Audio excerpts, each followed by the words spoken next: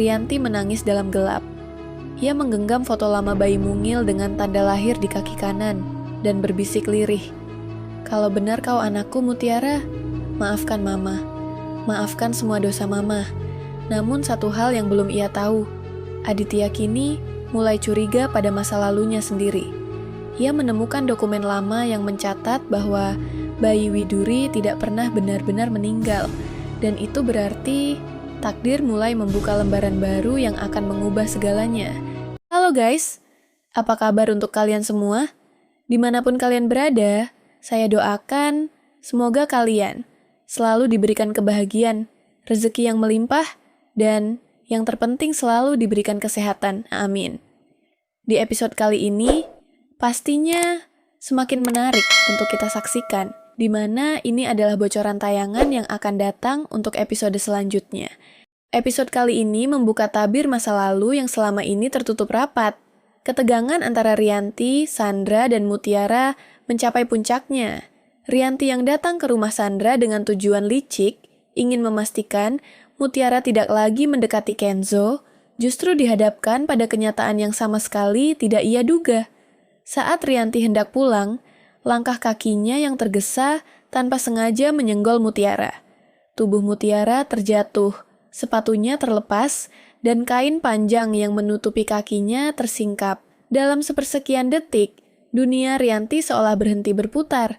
Matanya membelalak tajam, napasnya tertahan. Di sana, tepat di telapak kaki Mutiara, terlihat tanda lahir kecil berbentuk bulatan hitam. Tanda yang tidak asing. Tanda yang dulu ia lihat pada bayi perempuan yang dilahirkannya 20 tahun lalu. Bayi yang ia yakini sudah meninggal. Rianti terpaku. Semua suara di sekelilingnya lenyap. Dalam kepalanya bergema tangisan bayi, senyum haru yang dulu sempat ia rasakan. Dan malam kelam saat seseorang, Widuri, atau yang kini dikenal sebagai Cynthia, tiba-tiba menghilang dari rumah sakit bersama bayinya. Air matanya hampir jatuh. Ia teringat bagaimana Riantilah yang dulu menukar bayi itu. Tapi kini, takdir seperti berbalik menghantam dirinya sendiri. Di hadapannya, berdiri gadis polos yang ia hina, Mutiara, ternyata bisa jadi darah dagingnya sendiri. Namun Rianti buru-buru menahan emosi. Ia tahu, jika Sandra tahu kebenaran ini, semuanya bisa hancur. Terutama rencananya untuk menguasai keluarga Aditya. Ia memaksa tersenyum tipis, menutupi kepanikan yang hampir meluap, lalu berpamitan dengan suara datar. Tapi langkahnya berat, sangat berat. Sepanjang perjalanan pulang, pikirannya terus berputar.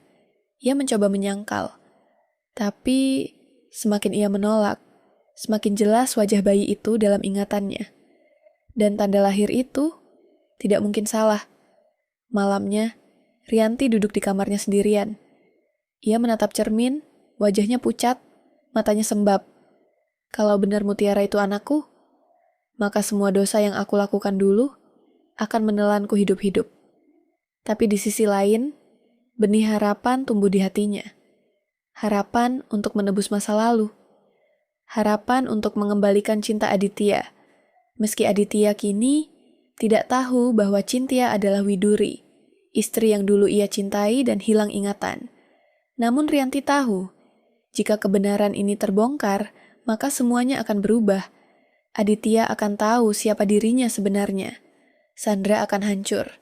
Dan rahasia besar yang ia sembunyikan selama bertahun-tahun akan terkuak.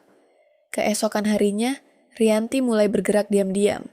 Ia mendekati Mutiara, pura-pura lembut, pura-pura peduli. Tapi di balik tatapan penuh kasih itu, ada badai kebimbangan. Sementara itu, Sandra mulai curiga dengan perubahan sikap Rianti. Ia tak tahu bahwa sahabatnya kini sedang berperang dengan hati nuraninya sendiri. Sandra mengira Rianti mulai berkhianat, padahal Rianti justru dilanda rasa bersalah yang begitu dalam. Dalam salah satu adegan paling emosional, Rianti memandangi Mutiara dari jauh, yang sedang tertawa bersama Kenzo.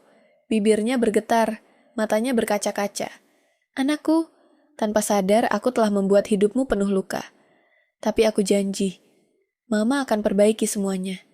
Meski harus kehilangan segalanya. Namun sebelum ia sempat melakukan sesuatu, Sandra justru bergerak lebih dulu. Ia ingin memastikan Mutiara disingkirkan dari hidup Kenzo. Dari sinilah konflik besar kembali meledak. Mutiara tak lagi diam. Gadis itu berani melawan, membela diri, bahkan menantang balik Sandra dan Rianti. Tapi justru keberanian itulah yang semakin membuat Rianti yakin bahwa darahnya mengalir dalam tubuh Mutiara. Dan di akhir episode, Rianti menangis dalam gelap. Ia menggenggam foto lama bayi mungil dengan tanda lahir di kaki kanan dan berbisik lirih. Kalau benar kau anakku Mutiara, maafkan mama. Maafkan semua dosa mama. Namun satu hal yang belum ia tahu, Aditya kini mulai curiga pada masa lalunya sendiri. Ia menemukan dokumen lama yang mencatat bahwa bayi Widuri tidak pernah benar-benar meninggal.